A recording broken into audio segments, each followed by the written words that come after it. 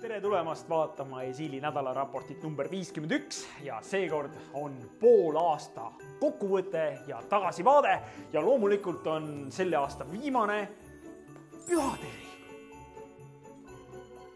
Üks olulisi asju, mis Esiilis sai poolaasta jooksul tehtud, oli see, et me leppisime kogu tiimiga kokku oma koorväärtustes. Kokku leppisime kokku 5 väärtuses, millest üks on julgus, kasv, nii personaalne kui ettevõtte kasv, läbipaistvus, vastutus ja tiim. Ja see läbipaistvus ehk transparency on just üks see asi, mille pärast me teeme ka neid nädalaraporteid, kus me püüame kõigis oma tegevustes olla võimalikult läbipaistvad. Näiteks üks väärtustest growth mindset on see, mis suunab meid kõiki esiillasi nii personaalselt kui ka tiimidena kõigis oma tegevustes pidevalt edasi arendama. Väärtustega on kõige põhilisem see, et neid tuleb ka läbi tegevuste elada, ehk siis näiteks kuidas siis esiillased kasvavad, on näiteks üks viis on näiteks coaching, teine viis on üksteistele teadmiste jagamine ja kolmas viis on see, et me püüame kõigis oma tegevustes järjepidevalt kogu aeg saada järjest paremaks. Ja kui sa ei usu seda, et me seda teeme, siis vaata meie eelnevaid nädalaraporteid ja ma usun, et sa näed, et me oleme natukene vahepeal arenenud. Te küsiti kindlasti, et kus see kasv siis on veel lisaks sellele ja üks põhimõtteid meil on see, et me soovime fakte, mitte arvamusi ja näiteks olemegi see aasta kasvanud klientide arvu poolest 2 korda.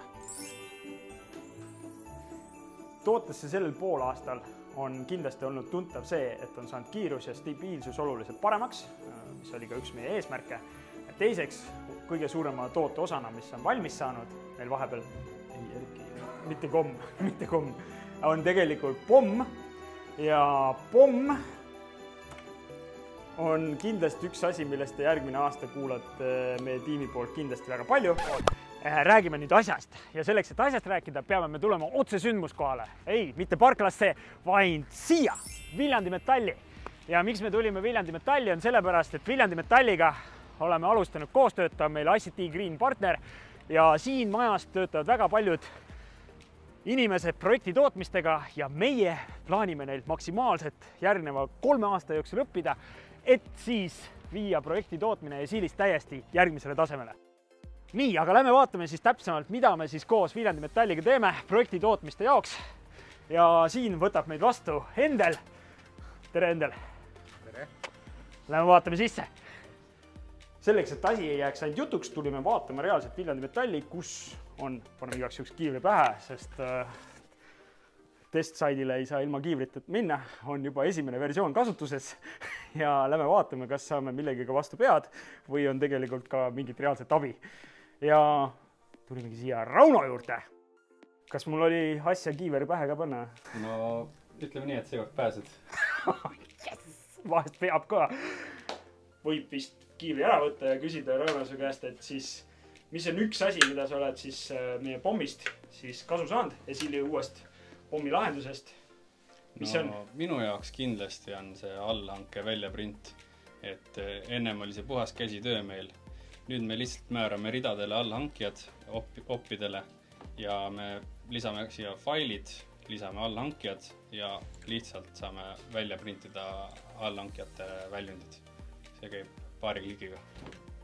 Rauno, kui ma paluksin sult ühte emotsiooni teha selle peale, milline see välja näeks sinu puhul? Rõõmus emotsioon. Kas ma pean seda tegema ka? No tee näitamist moodi on Rauno rõõmsana. Aitäh sulle! Sellega ongi siis meie ringkäik Viljandi Metallis siis lõppenud. Lähme tagasi kontorisse. Aitäh, Endel! Aitäh, nägemist! Ja liigume edasi. Tšau!